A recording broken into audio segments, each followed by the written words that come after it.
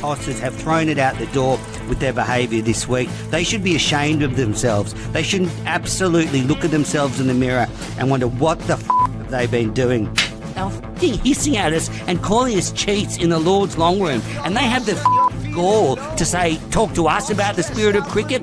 Absolute bullshit. There's a big appeal, it's hit him on the pad, he's out! Lions gone, New South Wales are 9 down, onto Sydney Road, and it's hit a car! Oh, I think it's hit a car! What a way to bring up your 50!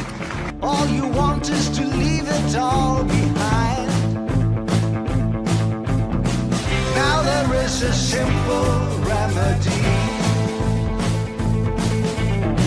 to stay fit for all eternity. Hello everybody and welcome back to the Cricket Unfiltered podcast. I'm Manners and I'm coming to you from outside Perth Stadium after a sensational day to start the Ashes. It was a 19-wicket day here. Yes, 19 wickets fell on this first day. It was action-packed. There was over 51,000 people here to watch it, and we got an absolutely rip-roaring day's cricket. So Ben Stokes won the toss and he elected to bat, and he named his team, as expected, no Shoaib Bashir. And England was skittled for 172 in just 32.5 overs. They went at a run rate of 5.23. It was Bazball. We got to see it, and it was fun to watch, I've got to say. But then the hero for Australia was Mitchell Starc, who took 7 for 48. That's right, he absolutely tore through this English lineup. And when you consider that Hazlewood and Cummins are out of this test, they needed their experienced quick to stand up, and boy did he stand up in a big way. It was one of his best spells for Australia, right when we needed it most. Boland and Doggett were pretty good, but Boland in particular struggled. He got smashed all over the place. But Doggett was good. Boland had a really tough day, which we'll get to. Then in reply, so this is it. Australia had the chance to take control of this Ashes series. England skittled for 172. They collapsed at the end, but then Australia could have got a huge lead and grind England into the dirt. But did they? No. It was a familiar top-order collapse for Australia. They were 9 for 123 at stumps, and it very much mirrors the match we saw here against India last year when Australia skittled India but weren't able to take advantage of their good bowling performance. So at stumps, Australia trail England by 49 runs. They have just 1 wicket in hand. And yes, the English captain was the hero for England. He took 5 for 23. It was very similar to his Lilac Hill performance. The batters helped him out with a few ordinary shots, but heroic performance from the skipper. And when you consider that England's backs were against the wall when they were dismissed, he stood up and got his team back into contention here. So Australia trailed by 49 runs. Lots to talk about, lots of issues to talk about. I mean, here's my hot takes. Firstly, they often say the first ball of the Ashes can indicate what's going to happen in the series. So first ball was a very just normal, a forward defence. Can you believe it? Crawley just defended one off Starc into the covers. So I'm trying to read into what that could mean, and that could mean a drawn series. If you sort of look at the way that ball went, then honours were even, so maybe it's going to be 2-2 like a few people have predicted. I've sort of wavered in my predictions, which I haven't quite given yet. But yes, anyway. So that's my first hot take. My second hot take is Usman, some bad days today. Usman Khawaja had an absolute shocker. So he goes off at the end of England innings because allegedly he has had a back spasm. We were originally told he needed to go to the toilet and he was having a massage. Then we got information that he had a back spasm. Look, you have to take the information you're given on face value, but we didn't get that information for a while. I think there was a real media storm brewing around Khawaja, and so maybe it's convenient to say he's got a back spasm. I don't know. But all I'm saying is Usman Khawaja royally stuffed up today. He's almost 40. He's an experienced player. He needed to be there. So he missed the end of the England innings. That means he couldn't open the batting. So Weatherald had to open with Marnus. And then he was off the field for so long and Weatherald was out second ball of the innings. He couldn't even come in at 3. So we had Smith coming in at 3. Now, it's a huge match. I mean, this is the biggest series in living memory, and you've got your opening batter not out there because he had a back spasm. I mean, this is rubbish. And look, I think it's just poor management. You know, this Australian setup, they often say to the players, it's up to you to manage your own game. They give you a lot of independence. Well, I'm sorry, but Khawaja stuffed up here and he hung his team out to dry. Australia needed Weatherald and Khawaja to go out there. Now, Wood and Cast and Archer, but especially Wood and Archer, were bowling really quick to start off this match. They were hitting close to 150 the whole time. So I'm not too confident Khawaja would have lasted that long if he was opening the batting. But all they've talked about is getting the batting order right for this series, that Marner should be at 3, Smith should be at 4. Well, in the biggest innings of the series so far, they weren't in the order that the Australian team wants them to be in because Khawaja couldn't manage his body properly enough. So this is a disaster. It's an unmitigated disaster. I think this puts Khawaja's place in the team under question, and it really got Australia's innings off in the worst possible manner. I mean, you can imagine they're scrambling around in that dressing room, or who's going to open, who's going to bat 3. So yeah, this is a big stuff up from Khawaja here. My other bad day is Scotty Boland. So he went for 62 off 10 overs, and I've got to say the English looked very, very comfortable against him, and he didn't really have any answers to their aggression. I don't understand why he didn't have a game plan, because we saw what happened in the last Ashes. And I'm just surprised he didn't have an option other than to just hit a good length, which they were messing with by using their feet and trying to hit over the top. So Boland got absolutely spanked, went it over 6 runs and over. Dogger was good, took 2 wickets on debut, looked impressive.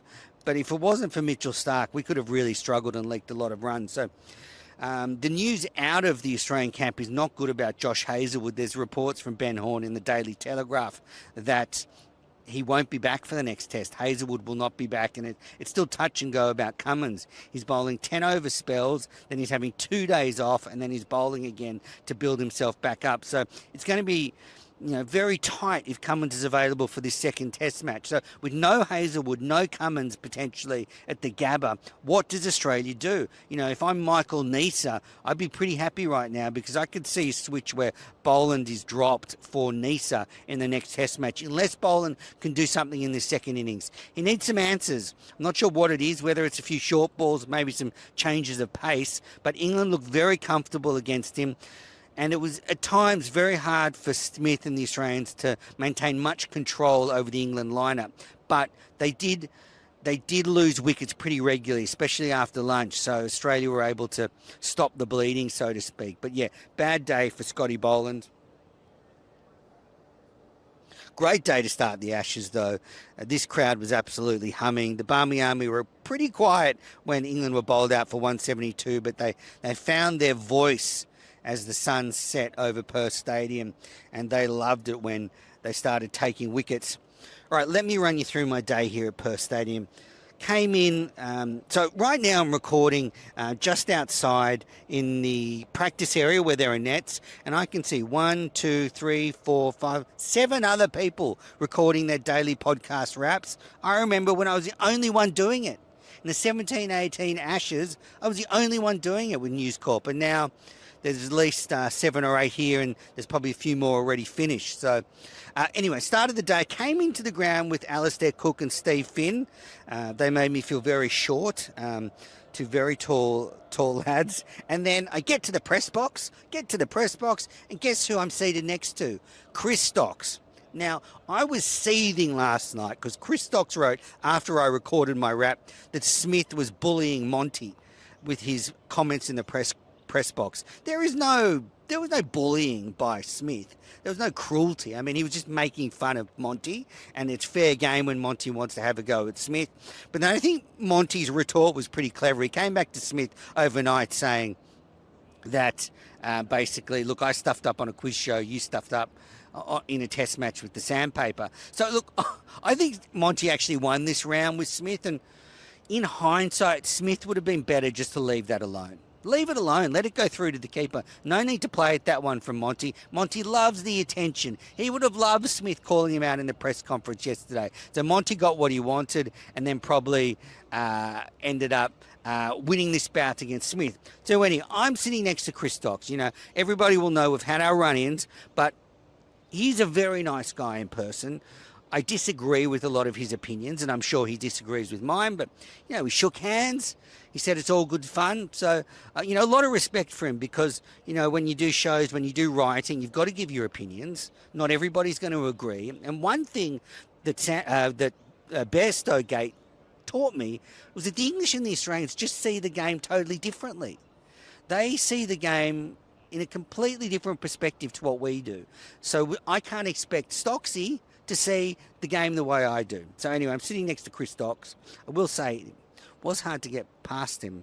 I don't know if the row was narrow or he's been enjoying the Australian cuisine, but yeah, wasn't easy. Now,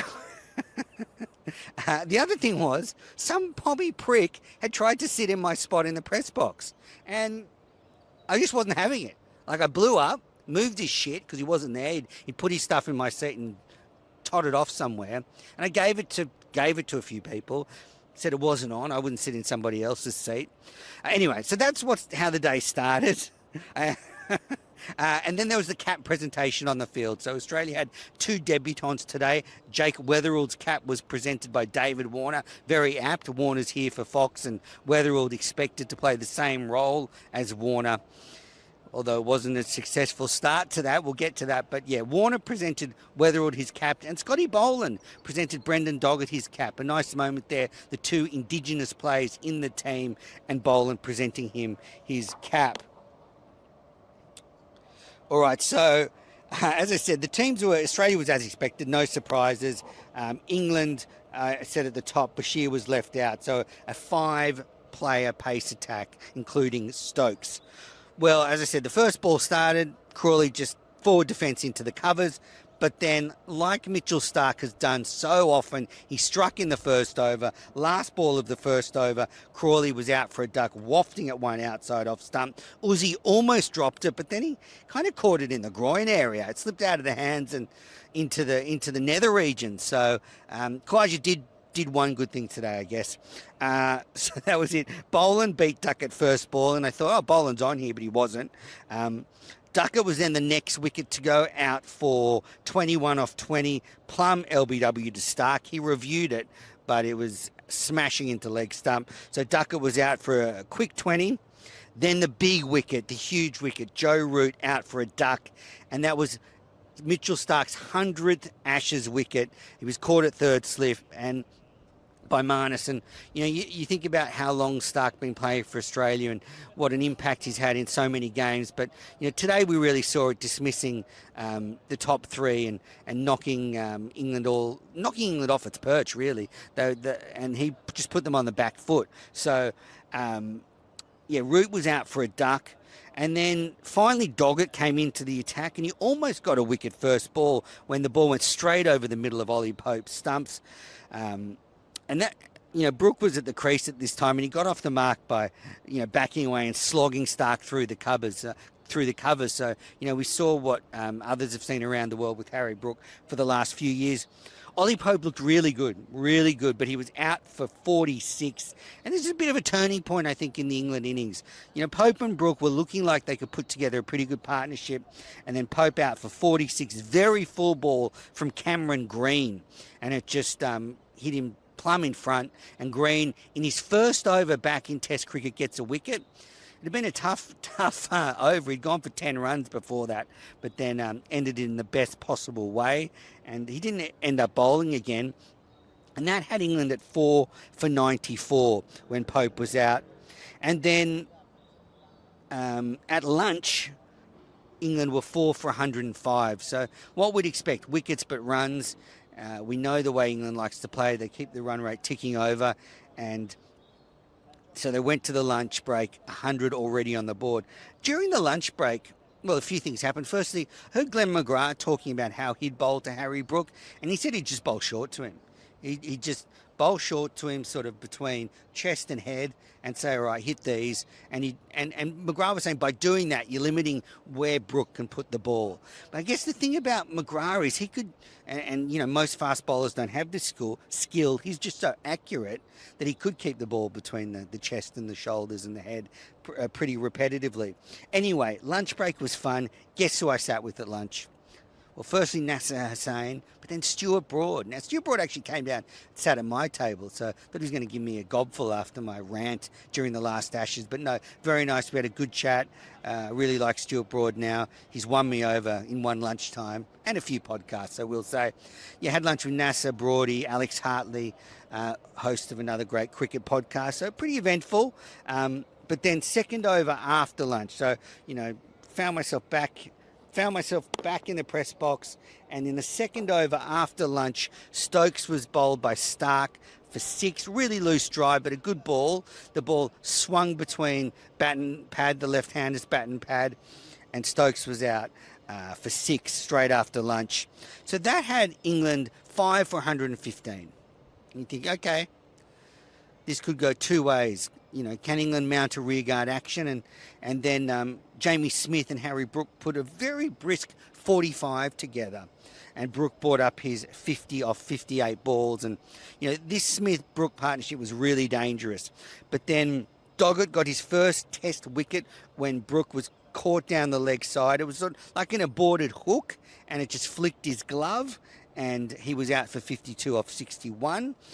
Was reviewed by Australia, like it wasn't given out by the umpire, but Brook walked anyway, which, if I'm Harry Brook, I would just say to him, don't walk if it's not given out, because you just never know with technology these days. Sometimes they just don't pick up little brushes to the glove like that one, and you might get off. So anyway, Brook was gone. Doggett first wicket in Test cricket. That brought Atkinson to the crease, and he was out by Starc for second ball for 1, and that brought up Starc's 5 wicket haul, his 5 wicket haul, and it was his 17th 5 wicket haul in Test cricket, and his 6th versus England. Then after that, Doggett hit Cast very hard, savage blow right to the grill, and then he got out hooking a couple of balls later. Good catch by Marnus in the deep. Then Jamie Smith was out hooking to Starc, caught in the deep, out for 33 off 22. And then next ball was out to Starc, and Starc had 2 for 2 and finished with the figures of 7 for 58. It's his best bowling in Test cricket, and he just completely destroyed the England tail. England lost 6 for 67 after lunch in under 10 overs, and they lost 5 for 20 at the end in 23 deliveries. So England all out for 172, 2 wickets to Doggett, 1 wicket to Green, and Starc the hero finishing 7 for 56. 7 for 58, sorry. I've been saying 7 for 48 the whole time. 7 for 58 for Starc. Sorry, it's been a big day. So, yeah, England all out for 172. And at this point, I'm thinking, yes, we've stopped Bazball getting on top of us. There were periods of that innings where we lost control, but Australia roared back. And I thought, feeling pretty confident here. The pitch wasn't doing as much as it was last year against India. So if you remember last year against India, very similar situation. India bowled out for 150 and then Australia coming out to bat. And the pitch wasn't playing tricks, but Wood and Archer were playing tricks, bowling close to 150. So, as I said, no Khawaja because he had a sore back. So he couldn't open the batting in a test match. I reckon the old stages in the press box would have been pretty upset about that. So Weatherald had to face the first ball. Now, Rick Finlay on ABC said, in the last 9 Shield innings, Weatherald hasn't faced the first ball. So I don't know if that's something he normally does. Maybe it would have been Khawaja facing the first ball if he didn't have a stiff back. But Weatherald was out second ball to Archer. I wouldn't say plumb in front, but he moved across, he fell across a bit, and it was a full ball. And it basically, Archer stayed on a leg stump line that whole delivery. Hit on leg was going on to hit leg. So maybe in the old days before DRS, the umpire doesn't give that one out. So the opening partnership for Australia was 0, and that was the same as England. And the stats department from SEN was saying that is the first time in Ashes history both first innings was both first innings opening partnership was 0. So just sensational stuff. So that means Smith had to bat at 3. Now, I think Smith's very well equipped to bat at 3, but he had to come in the first over while Wyndham Archer are bowling 150. He's our best batter, and it was really tough early on. It took Australia 4.4 overs to get off the mark. It was almost anti-Bazball. It was like, we'll show you blokes, we're not going to score a run. You want to go at 5 and over? We're going to go at 0 and over. And that's what they did. And it was exhilarating stuff. I mean, England, Wyndham Archer were bowling quick. Now, McCullum and Stokes have been planning for years. Get Archer and Wood to the Ashes. Well, here they bloody are, and they're bowling at 150 clicks, so big tick to them. Maybe they'll break down by the second test, but it doesn't matter. They might go one up here. I mean, England have taken a huge step towards winning this first test. Australia are going to have to bat last and chase down a target. Never easy in a test match. Never easy. And we'll look like we're going to concede a lead. So, yeah, very, very disappointing from Australia. And so Australia went to tea at 1 for 15. And then after tea, Marnus was out for 9 when Archer hit him on the elbow, and then it went on to the stumps. That had Australia 2 for 28. Finally, Usman Khawaja graced us with his presence and came out to face the music and pinned to the crease. I mean, he just doesn't move forward or back anymore. And everything I know about playing fast bowling is if you don't use the crease, you're stuffed. It's got nothing to do with Bumrah or whatever. He looked as bad today as he did against Bumrah. So that whole line about him being Bumrah, I don't buy it for a second. So he was out. A ball just flicked the glove. Before Khawaja was out, Smith was out for 17. Caught by Brook in slips off Cast. So what a wicket for Bryden Cast to get. That had Australia 3 for 30. Then Khawaja was out soon after. Just flicked the glove. And the score was 4 for 31. So Australia in licorice all sorts at this stage. And on the ABC, they announced that the first 10 overs by the England opening bowlers were the fastest ever by an England opening attack, ever in their history. So it wasn't easy out there, but boy, did they run through Australia's top order. Cameron Green came to the crease and he was smashed on the grill by Mark Wood. So it was really hostile stuff. So at this point, you had Green and Head trying to mount a fight back. And Head was sort of poking around, and you could just see at some point Head thought, well, I'm not going to get out poking around. I'm at least going to have a crack. So from 4 for 31, Head and Green got the score to 5 for 76. So they put on 45, much like the Smith and Brook partnership earlier. And then a very disappointing dismissal. Ben Stokes brought himself on. Hadn't got a wicket till here. Then he destroyed us. And Travis Head just pulled one straight to mid-on. Now, it's hard to criticise Head because it's the way he plays. But to the left of the fielder at mid-on, there was maybe a gap of 50 metres. And he hit it straight to the fielder. So you got to hit it in the gaps. So he was out for 21. And then Green was out for 24, and he looked really good until this point, Green. Played some lovely off drives, full face to the bat. He's a beautiful driver of the ball when he's moving his feet. And he was out for 24, caught behind. He just, a loose drive, like a Zach Crawley drive. Wasn't really a full ball from Stokes and misjudged the length and caught by the keeper Smith.